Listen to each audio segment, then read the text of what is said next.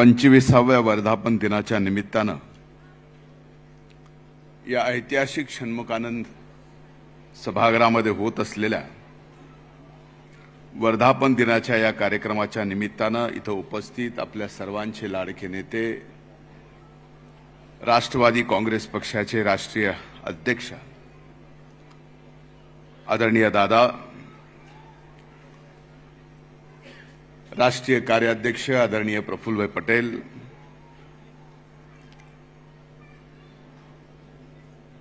महाराष्ट्राचे राष्ट्रवादी काँग्रेस पक्षाचे अध्यक्ष आदरणीय तटकरे साहेब,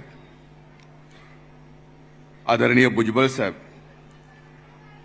मंत्रिमंडळातील व्यासपीठावर उपस्थित सर्व सन्माननीय सहकारी, आजच्या या वर्धापन दिनाच्या कार्यक्रमाला इथं उपस्थित व्यासपीठावर बसलेले पक्षाचे सर्व सन्माननीय पदाधिकारी आणि आजच्या या वर्धापन दिनाच्या निमित्तानं या ऐतिहासिक सभागृहामध्ये 25वा वर्धापन दिन साजरा करण्यासाठी महाराष्ट्रातल्या चांद्यापासून बांद्यापर्यंत इथं उपस्थित असलेल्या माझ्या पक्षातील सहकारी बंधू भगिनींनो आणि इथं उपस्थित पत्रकार मित्रांनो, 25वा वर्धापन दिन साजरा करत असताना सर्वप्रथम शिवशाहू फुले आंबेडकरांच्या या पुरोगामी विचारधारेला मी नतमस्तक होऊन वंदन करतो। खरं तर मागील 25 वर्षाच्या पक्षाच्या वाटचालीचा मी पूर्ण वेळ जरी साक्षीदार नसलो तर 2012 पासून राष्ट्रवादी काँग्रेस पक्षाचा प्रत्यक्षात प्रत्येक घडामोडीचा मी साक्षीदार आहे। आदरणीय तटकरे साहेबांनी सांगितलं की या सभागृहात 25 वर्षापूर्वी राष्ट्रवादी काँग्रेस पक्षाची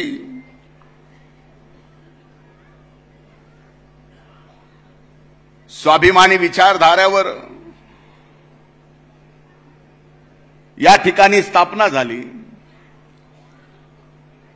आणि त्याच ठिकाणी षण्मुखानंदमध्ये आपण 25वा वर्धापन दिन आदरणीय दादांच्या नेतृत्वाखाली या ठिकाणी साजरा करतोय, आपल्या सर्वांच्या समेत साजरा करतोय।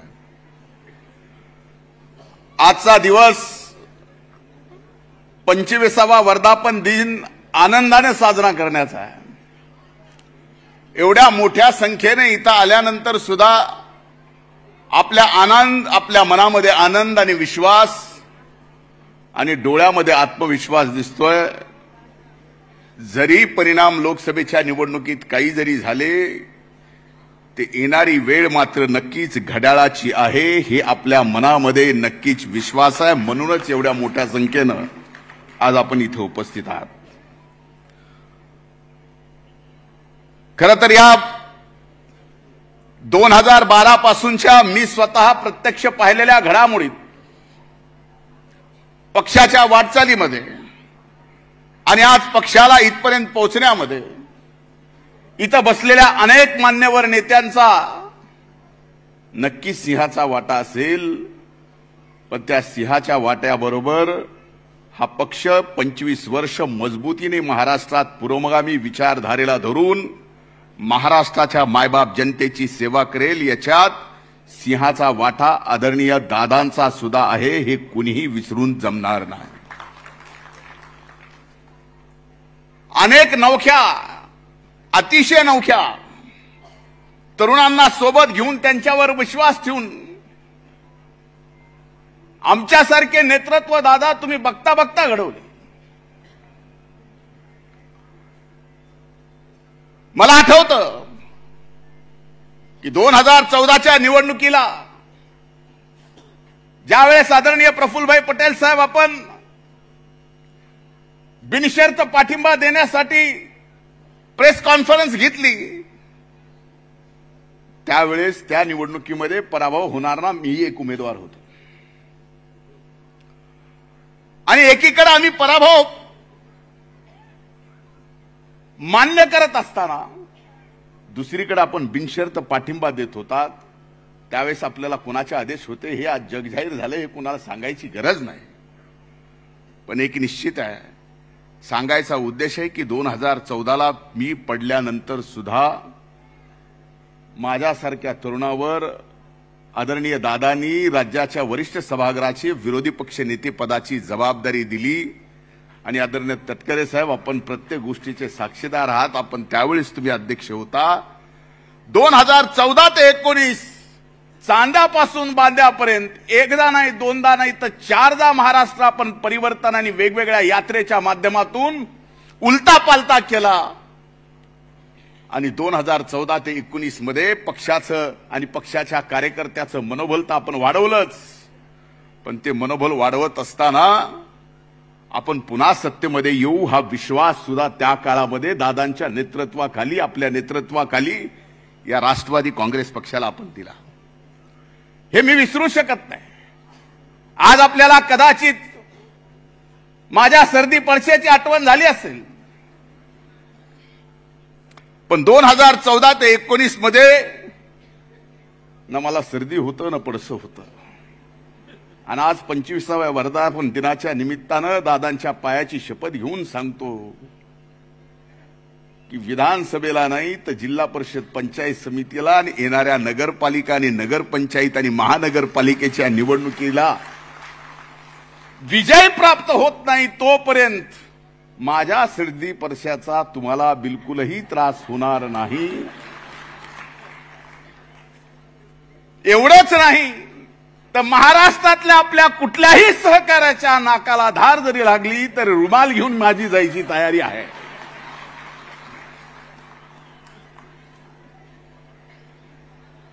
हा वर्धापन दिन आपण साजरा करतोय. माझ्या मनामध्ये कदाचित तुमच्या मनापेक्षा वेगळ्या भावना असू शकतात.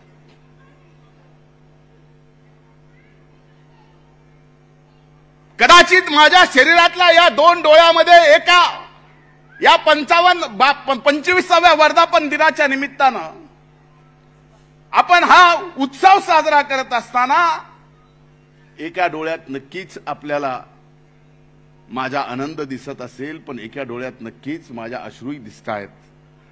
आपण 4 जागा लढवल्या. 4 जागांपैकी 3 जागा निवडून येतील असा विश्वास आपल्यात होता, पण 2 जागा मात्र निश्चित निवडून येतील हे आपल्याला खात्रीशीर माहित होतं. 1 जागा निवडून आली. आदरणीय तटकरे साहेब, आपल्या सर्वांचं महाराष्ट्राच्या राष्ट्रवादी काँग्रेस पक्षाच्या माझ्या सर्व सहकार्याकडून अभिनंदन. पण दादा, आपण बारामतीची जागा हरलो याची थोडीही मनात खंत बाळगू नका, कारण ज्या परिस्थितीतून तुम्ही गेलात त्या छोट्याशा परिस्थितीतून माझ्या राजकीय जीवनात मी सुद्धा गेलो. आणि ज्या वेळेस अशा परिस्थितीतून आपण जात असतो, आपण कितीही कर्तृत्वान असलो, आपण कितीही विकासाचं कामं केली असली, तर त्या विकासाकडे कधीच कुणी बघितलं जात नाही. ज्यावेळेस तराजू घेऊन विश्वास एकीकडे आणि सहानुभूती एकीकडे मोजली जाते, त्यावेळेस सहानुभूती भारी पडते. हे आपल्याला या ठिकाणी त्याच्यामुळे पराभव सहन करावा लागला. म्हणून दादा, याचं दुःख माझ्या मनात जसं आहे तसं महाराष्ट्रातल्या राष्ट्रवादी काँग्रेस पक्षावर प्रेम करणाऱ्या प्रत्येकाच्या मनात हे दुःख आहे. आणि हे शल्य येणाऱ्या विधानसभेच्या निवडणुकीत भरून काढून दाखवू. आणि हे असं तसं नाही, ठासून भरून काढू. हा विश्वास या निमित्तानं आपल्या सर्वांनी या ठिकाणी दादांना देण्याची गरज आहे. मला आठवतं दादा, कधीच आपल्याला प्रसिद्धीची गरज वाटली नाही. कधी कुठलं काम तुम्ही प्रसिद्धीसाठी केलं नाही. महाविकास आघाडीचं सरकार स्थापन झालं त्यावेळेस तुम्ही माझ्यावर सामाजिक न्याय विभागाची जबाबदारी दिली. आणि सामाजिक न्याय विभागाचा मंत्री म्हणून मला जबाबदारी दिल्यानंतर पहिली सूचना दादा तुम्ही काय केली असेल, तर तुम्ही मला सांगितलं की जे परमपूजनीय डॉक्टर बाबासाहेब आंबेडकरांचं आंतरराष्ट्रीय स्मारक मुंबईमध्ये होतंय, त्याची कमीत कमी 200 फुटांनी उंची वाढली पाहिजे. हे काम 200 फुटानं उंची वाढवायचं त्यावेळेस घेतला ना निर्णय, हा दादा तुम्ही घेतला होता.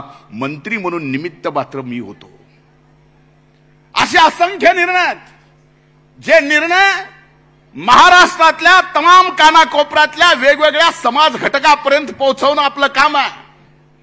बाबा सिद्दीकी साहेबांनी आता सांगितलं की अल्पसंख्याक समाजासाठी दादांनी काय केलं.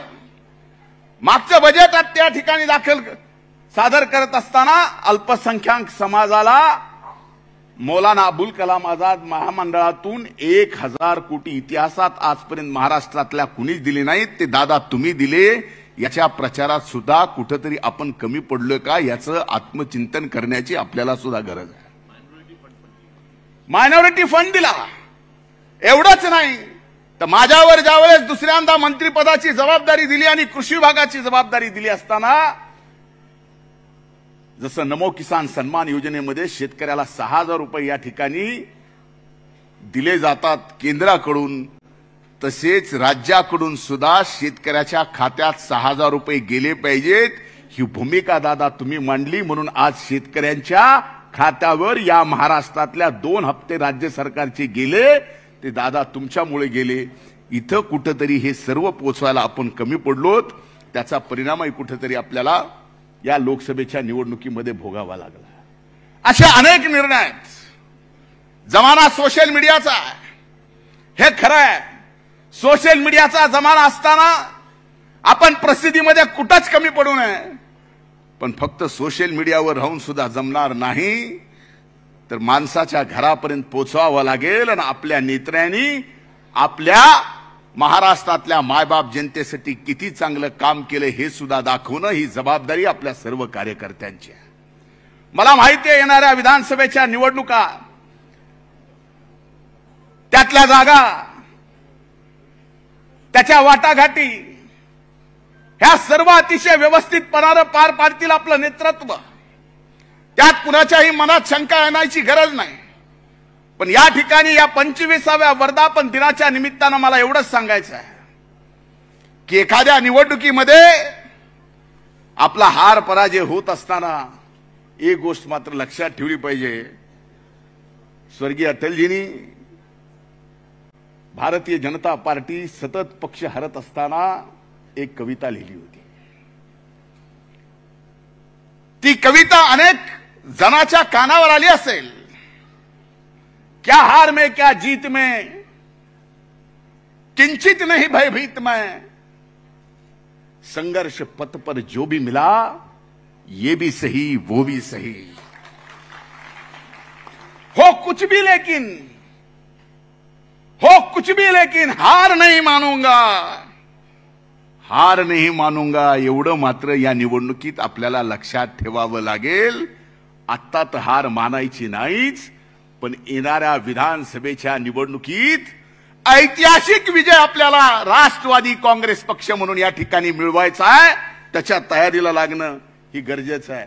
दादा यावेळेसचा 27 तारखेला महाराष्ट्राचं बजेट आपण राज्याला देताल. ते देत असताना आपल्या मनात महाराष्ट्रातल्या मायबाप जनतेच्या सर्वांगीण विकासाचा प्रश्न तर नक्कीच असणार आहे. पण हे बजेट सादर करत असताना ज्या पद्धतीने महाराष्ट्रामध्ये विकासाच्या मुद्द्यावर नाही, देशाच्या विकासाच्या मुद्द्याच्या संदर्भात नाही, राज्याच्या विकासाच्या संदर्भातल्या मुद्द्यावर ही निवडणूक लढली गेली नाही, तसंच येणारा अर्थसंकल्प मांडत असताना सुद्धा आपण राज्याच्या सोशल इंजिनिअरिंगच्या बाबतीमध्ये सुद्धा या ठिकाणी विचार करून अर्थसंकल्प मांडला पाहिजे, तर आपल्याला यश यायला कमी पडणार नाही. हे मात्र मी या ठिकाणी निश्चित सांगतो. मी माझ्या सर्व सहकाऱ्यांना आज या 25व्या वर्धापन दिनाच्या मनपूर्वक शुभेच्छा देत असताना शेवटच्या 4 ओळी या ठिकाणी बोलणार आहे आणि या ठिकाणी माझं लांबच चाललेलं भाषण संपवणार आहे. कुणीतरी लिहिलंय, तू हर दौड़ में अव्वल आए ये जरूरी नहीं है, तू हर दौड़ में अव्वल आए ये जरूरी नहीं है, तू सबको पीछे छोड़ दे ये भी जरूरी नहीं है. जरूरी है तो तेरा दौड़ में शामिल होना, जरूरी है तो तेरा दौड़ में शामिल होना, जरूरी है तो तेरा गिरस के फिर से खड़ा रहना.